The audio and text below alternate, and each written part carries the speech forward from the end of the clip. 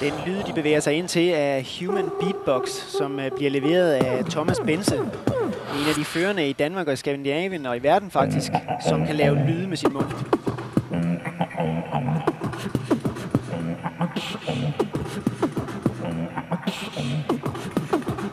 Og der har vi Thomas Bense, der faktisk er en veteran inden for det her med at lave musik, rytmer og lyde med munden. Han startede helt tilbage i 80'erne, og han har altså deltaget i et hav af pladeudgivelser og tv-shows rundt omkring i verden.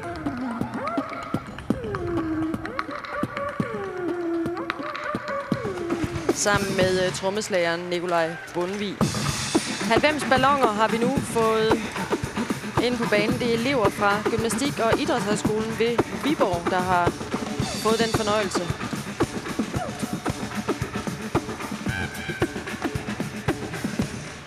Her. Hans Overgaard, endnu en af Overgaard-brødrene, og Stine Lillelund.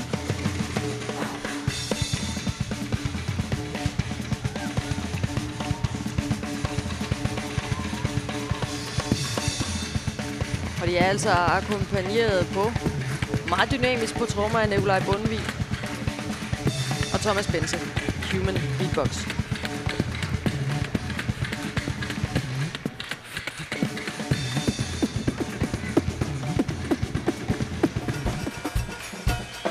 Haha, så har vi altså Thomas Bense og Bundvig stående op. De hygger sig da. Der sætter gang i fakterne. Står også med videokamera og optager den her oplevelse. Store ballons